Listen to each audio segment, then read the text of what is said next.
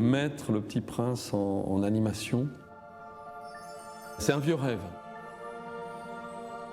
qui date de 65 ans puisque c'est Disney le premier qui y avait pensé. Et là, on a trouvé enfin le bon partenaire, suffisamment fou, suffisamment rêveur pour le faire.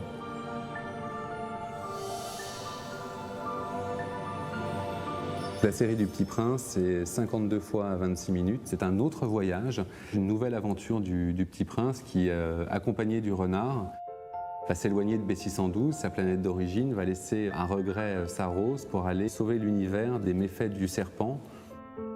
Aujourd'hui, effectivement, on va donner une approche un peu différente du Petit Prince. C'est une chose nécessaire. C'est bien de la part de la famille Saint-Exupéry et la famille Daguet de prendre ce type de risque.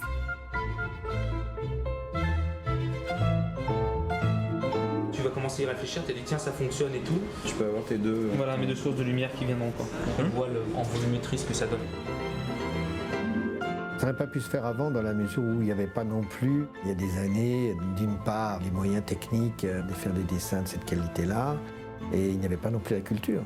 Cette liberté de création, je pense que là, vraiment, ça correspond à une nouvelle génération. Donc on a travaillé beaucoup de temps, quasiment une petite année, à réfléchir, à dessiner, à développer, à écrire.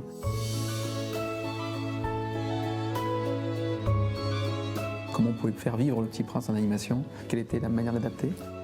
C'est une propriété tellement incroyable qu'elle nécessitait véritablement d'y toucher avec délicatesse et de faire ça avec beaucoup d'attention, beaucoup de calme et se donner toujours cette liberté de savoir si c'était pas faisable ou si on n'y arrivait pas, on ne le ferait pas. Après des mois et des mois de travail, on s'est dit que plus que d'adapter le livre, au fond ce qu'il fallait faire c'était d'adapter le personnage. On a trouvé un axe. Alors que le livre est raconté du point de vue du narrateur qui est Saint-Exupéry, au fond qui est l'aviateur, on s'est dit au fond ce qu'il fallait c'était changer l'axe, il fallait changer le point de vue. C'était non plus le point de vue de l'aviateur mais le point de vue du Petit Prince. On a essayé d'écrire une série à travers le regard du Petit Prince. Et à partir du moment où on a pris cet axe, on a réfléchi à quelle était sa vision du monde, des hommes, des planètes, et donc on est parti sur une nouvelle aventure où toute l'aventure serait vécue à travers le regard du Petit Prince.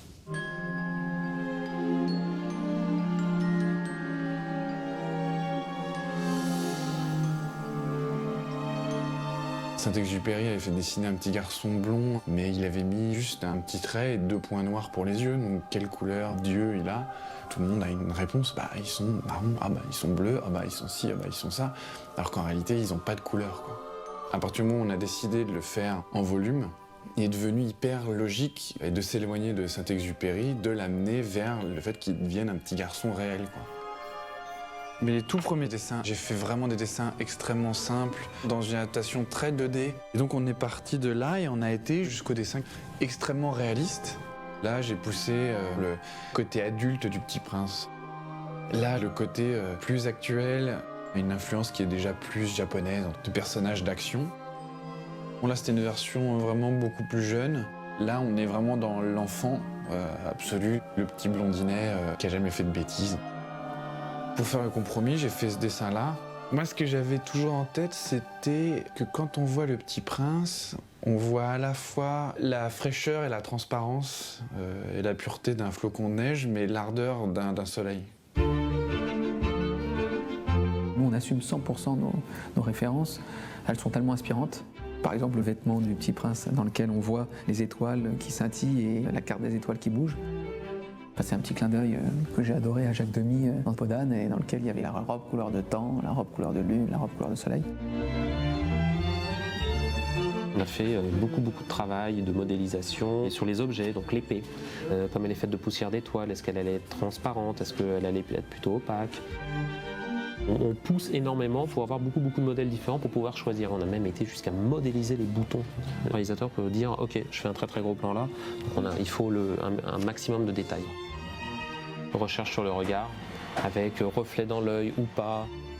Il y avait une petite idée qui était très belle, c'est d'avoir des petites étoiles dans le regard. Et là on a travaillé un reflet rond et les étoiles dans les yeux. Et là on s'est dit ok banco, ça marche. Là notre Petit Prince commence à vivre, commence à être là. Souvent l'enfant est montré de façon qu'à un bloc. C'est-à-dire que l'enfant est tout gentil ou tout méchant. Et en même temps, sa particularité, c'est sa naïveté au fond. C'est-à-dire que ce n'est pas qu'il est tout blanc, c'est qu'il est sincère.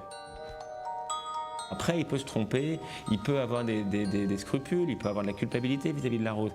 Au fond, l'enfant, c'est ça, c'est qu'il est en permanence partagé entre des sentiments. Ce qui est important également, on est en train de développer, c'est le fait que quand il est en prince et entre guillemets, lorsqu'il doit affronter des choses, sa gravité est beaucoup plus légère et il est capable de danser. C'est-à-dire l'idée, c'est de faire des mouvements extrêmement chorégraphiés et extrêmement fluides. Quand il saute, quand il se réceptionne, et tout se fasse d'un seul tenant, sans qu'il y ait l'impression d'effort. Le but du jeu, c'est pas de montrer à la super-héros avec quelqu'un qui est extrêmement lourd, mais au contraire, quelqu'un qui est léger comme une plume. Petit Prince dans le livre, c'est un personnage romantique, c'est un personnage qui est plein de poésie. Dans de la série pour enfants, il faut que le personnage soit un petit peu plus actif. Il va peut-être dire une ou deux blagues en plus. Je vais juste faire un truc totalement stupide. Oh non, je veux pas voir ça. Tout en gardant ce côté de nostalgie, cette poésie en lui. Mais ça, la poésie du Petit Prince, on va l'amener dans les paysages, dans les décors fabuleux. Est-ce que tu peux me faire un peu plus de différence dans les différentes étoiles? En fait, des petits points, des trucs un peu plus grosses. Il faut également, même si tu ne me modélises pas, mais qu'on ait des étoiles vraiment à la syntaxe. Un petit truc comme ça. D'accord. Les plus simples. On peut se balader, on n'en met pas trop. La poésie du Petit Prince, on va l'amener aussi dans ses réactions. Par exemple, par rapport à un danger, là où tout le monde se dit, bon bah ok, il va sortir son épée, il va y aller. Non, lui va faire quelque chose de totalement inattendu. La porte est juste là. Il n'y a pas la moindre porte ici. Ferme les yeux, tu la verras. Il y a une tonalité qui doit ressortir de la série, c'est la proximité du Petit Prince avec la nature, avec les animaux. Il est un peu l'ambassadeur du développement durable aujourd'hui, le Petit Prince. Donc ça, c'est des choses qui étaient contenues dans l'œuvre à la base, mais qui sont plus explicites aujourd'hui. Donc il est certain que la version actuelle du personnage sera plus adaptée à notre monde moderne, comme en effet elle était adaptée en 1943. En 1943, par exemple, on disait que les baobabs représentaient le nazisme, le totalitarisme en général. C'est-à-dire que si on laisse pousser les racines, on est dans ce monde totalitaire, on est bouffé par les baobabs. Ce que j'aime beaucoup dans la série, c'est toutes les inventions qui sont faites strictement en application de ce qu'est le personnage du Petit Prince. Le fait qu'il puisse parler aux animaux, aux plantes, ou les comprendre. Il a un don de double vue, ce que Syntex appelle la vision du cœur, c'est-à-dire tout simplement l'innocence du regard qui permet de voir les choses telles qu'elles sont au-delà des masques. Bah, toi qui parles aux plantes, t'as qu'à lui demander ce qui se passe ici. C'est bizarre, elle peut pas répondre. Elle est comme figée. T'as une idée? Non. Par contre, j'ai mon carnet à dessin. Il a un petit carnet magique. Les choses aussi se matérialisent, donc on a vraiment essayé de lui donner des pouvoirs qui forcent à imaginer des choses et qui forcent à la réflexion, à être malin, à être astucieux. Et qui en même temps font rêver les enfants parce qu'ils rêveraient d'avoir ces pouvoirs-là. Et en même temps, ils les ont quand ils ferment les yeux.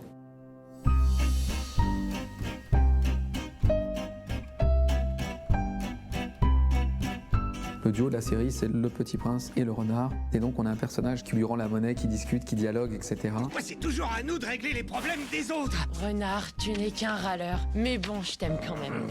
Et il a fallu trouver le bon équilibre psychologique et de la personnalité du renard.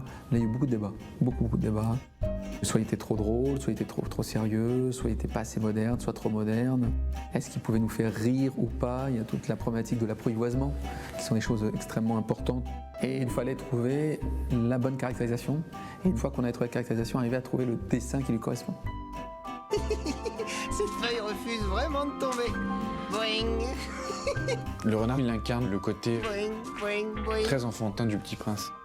C'est lui qui fait des bêtises, c'est lui qui est facétieux, c'est le petit frère, quoi.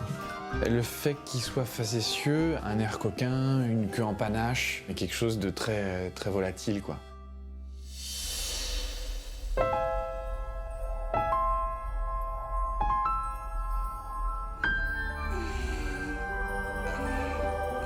Qui est-il, ce personnage?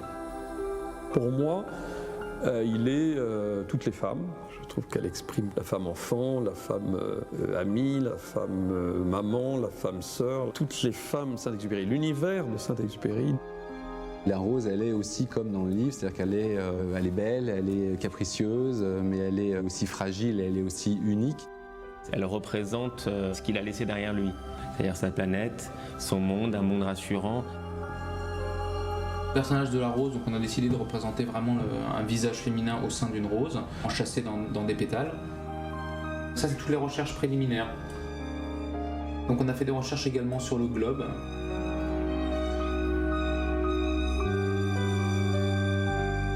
La rose, elle a des ronces qui sont un peu des émanations d'elle-même, qui vont aller chercher la lettre qui s'est déposée sur B612.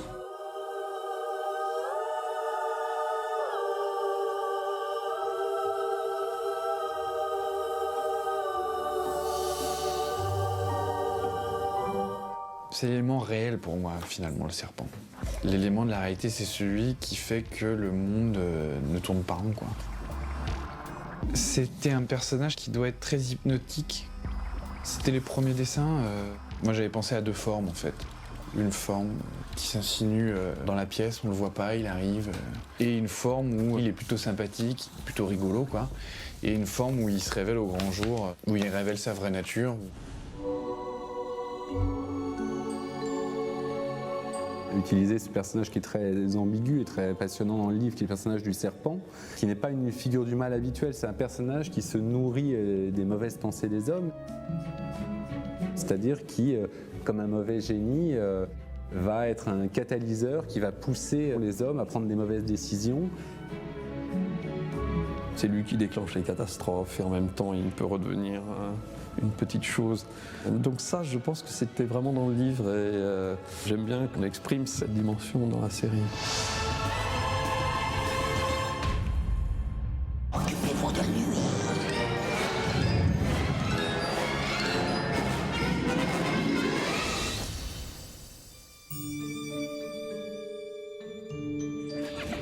Oh non, une idée noire. Le Petit Prince, il combat contre la tristesse, contre des éléments qui sont psychologiques, de dépression, enfin des choses plutôt tristes. Et donc l'incarnation de ces choses négatives, c'était tout simplement des idées noires, des petits nuages noirs que le Petit Prince devait transformer en nuages colorés ou en nuages contents. C'est le tout premier dessin d'idées noires qui est venu. Enfin, moi, j'ai une culture qui est très, très jeu vidéo. Quand on discutait de personnages négatifs, j'ai pensé justement, si c'était un jeu vidéo ou si je devais trouver des personnages méchants, j'aurais fait des espèces de petits personnages qu'on voit de manière hyper récurrente, qui viennent comme ça un peu à l'infini.